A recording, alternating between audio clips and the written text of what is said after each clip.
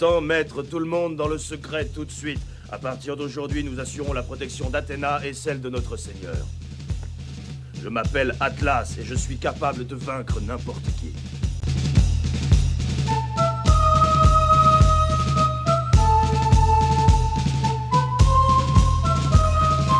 Approche, dragon! Et coucou les amis, c'est Aiolos Devi, j'espère que vous allez bien. Aujourd'hui, on se retrouve pour une petite présentation d'une figurine que j'ai pu acquérir grâce à ma boutique partenaire Kyodai Aniki.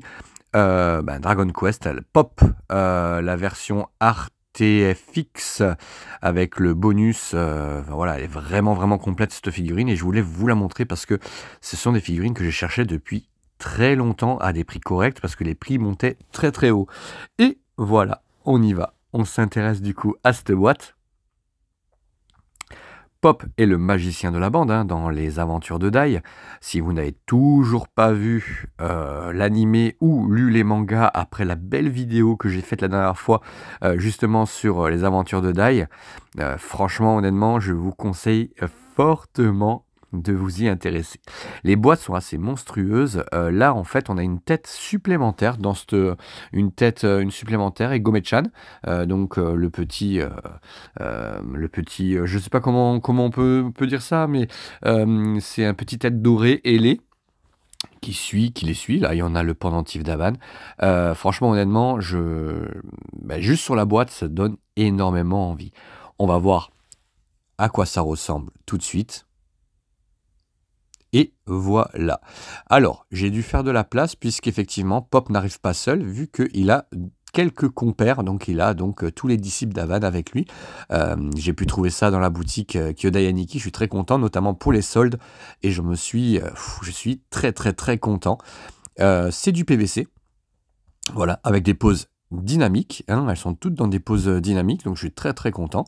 Gomechan qui est à ses pieds, voilà, je suis très ravi, le rendu est superbe. Alors là la lumière rend pas hommage à la figurine, vous verrez que plus tard on la verra sur la lumière naturelle, ce sera quand même encore mieux.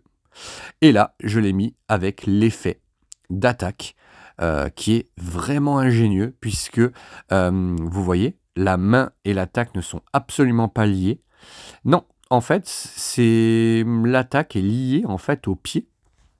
Il y a deux pieds en fait, deux bottes, et il y a une botte en fait où l'attaque est posée dessus, donc c'est-à-dire qu'elle est collée dessus, et c'est très ingénieux honnêtement. Et là, je vais vous montrer la tête, la deuxième tête, la tête alternative. Moi, je resterai personnellement sur la tête, pas sur la tête hurlante, mais sur la tête dents serrées, qui me convient très bien.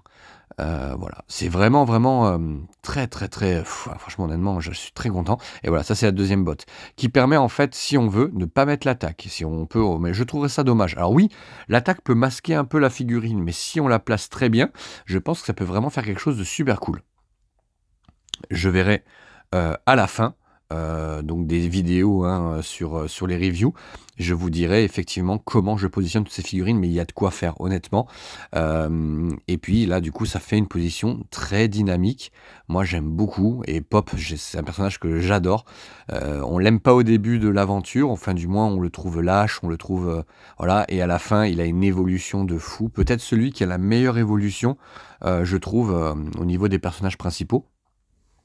Même s'ils évoluent tous, là pour le coup, Pop, il est vraiment très intéressant comme personnage, moi je l'aime beaucoup.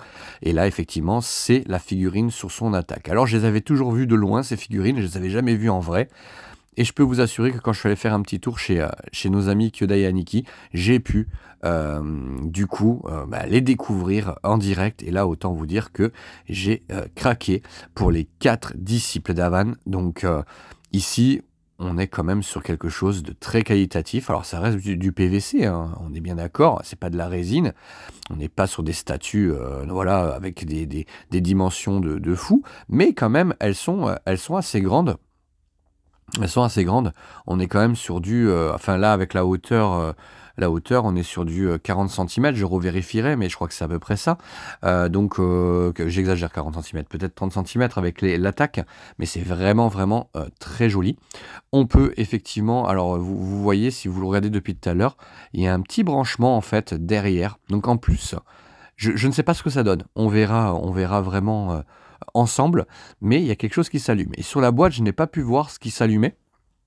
Donc je ne sais pas si c'est l'attaque, si c'est la dalle. Ce ne sera pas le personnage parce que je n'ai pas vu de branchement réellement sur le personnage. Mais à mon avis, ça doit peut-être être la dalle qui est lumineuse et qui permet de faire une réverbération sur l'attaque. Donc je pense que ça va être plutôt ça parce que je n'ai pas vu le branchement à l'intérieur. Puis l'attaque ne peut pas s'allumer. Allez, on va regarder tout de suite ça. On va la brancher et la lumière du soleil.